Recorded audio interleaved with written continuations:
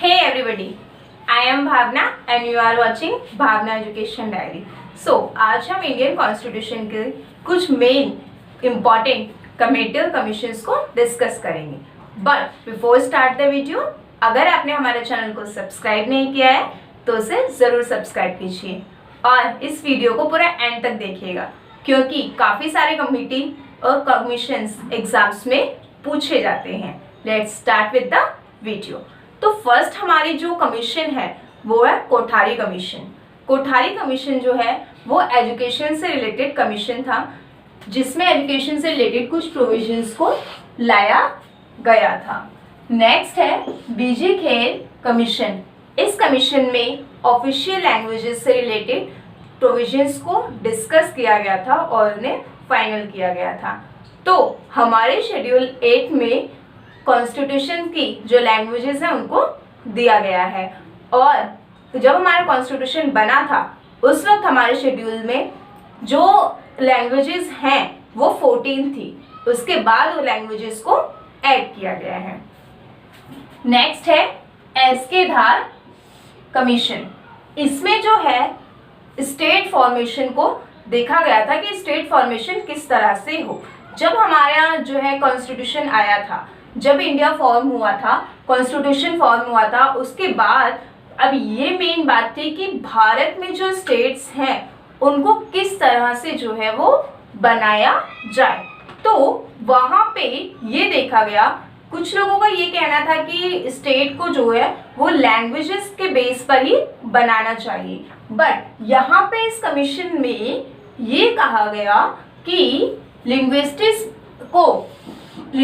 Basis पे state formation नहीं हो सकता. नेक्स्ट कमीशन जो फजल अली कमीशन आया था, फजल अली कमीशन में इस बात को एक्सेप्ट किया गया कि जो स्टेट का फॉर्मेशन होगा वो लिंग्विस्टिक बेस पर ही होगा.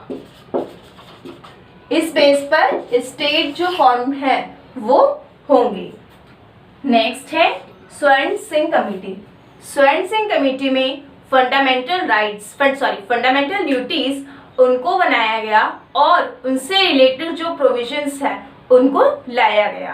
फंडामेंटल ड्यूटीज जो हैं हमारे आर्टिकल 51A में दी गई हैं और इनको बाद में ऐड किया गया. और हमारी फंडामेंटल ड्यूटीज अब 11 है, और जो 11th फंडामेंटल ड्यूटी है वो भी 2002 में ऐड की गई थी बाय 86 कॉन्स्टिट्यूशनल अमेंडमेंट के थ्रू. नेक्स्ट है शांताराम कमेटी. शांताराम कमेटी जो है ये एंटी करप्शन पर बेस्ड थी और दिल्ली से रिलेटेड थी. सीबीआई रिपोर्ट्स के अकॉर्डिंग इसको तैयार किया गया था और करप्शन को रोकने के लिए इसमें प्रोविजंस को डिस्कस किया गया था. नेक्स्ट है सरकारिया कमीशन. सरकारिया कमीशन और प्लस में ये पंची कमीशन, ये दोनों ही कमीशन इंटर स्टेट रिलेशन को जो है इन्होंने डिफाइन किया था.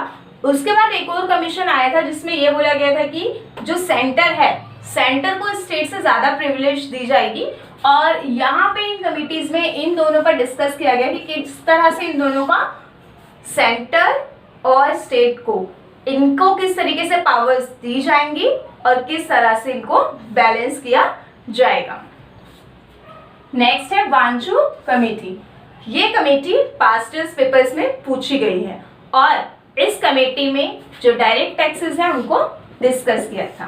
बेसिकली जो एंट्रेंस एग्जाम्स होते हैं ये ऑब्जेक्टिव होते हैं और इसमें आपको कुछ चीज़ें दे दी जाती हैं, टॉपिक दे दिए जाते हैं और इसमें नीचे कई सारी कमिटीज दी होती हैं जिसमें से आपको करेक्ट कमेटी को चूज करना होता है, या कई बार अगर आपको कमेटी दे दी तो उसमें टॉपिक्स को चूज करना होता है. तो एंट्रेंस के पर्पस से, ये एंट्रेंस के पर्पस से है, आपको ज़्यादा एक्सप्लेनेशन इसमें ध्यान रखनी ज़रूरी नहीं होती, बस मेन चीज़ें पता होनी चाहिए. नेक्स्ट है लिब्रेहान कमेटी. ये कमेटी जो बाबरी मस्जिद का जो केस था उसकी जो है जांच करने के लिए इस कमेटी को बनाया गया था 1992 में. तो ये इसलिए इम्पॉर्टेंट है और ये भी पास्ट पेपर्स में कई बार आ जाती हैं. नेक्स्ट है दिनेश गोस्वामी कमेटी. ये जो हमारे इलेक्शन कमीशन है, इसमें जो इलेक्टोरल रिफॉर्म्स होते हैं उन रिफॉर्म्स के लिए इस कमेटी को बनाया गया था, गोस्वामी कमेटी। नेक्स्ट है सिंगली कमेटी। तो ये सिंगली और LM सिंगली, बलवंत राय और अशोक मेहता, ये जो तीनों कमिटीज और कमीशंस हैं ये सभी पंचायत राज से रिलेटेड हैं। इन सभी में पंचायत राज से रिलेटेड प्रोविजंस को डिस्कस किया गया और रिकमेंडेशंस दी गई।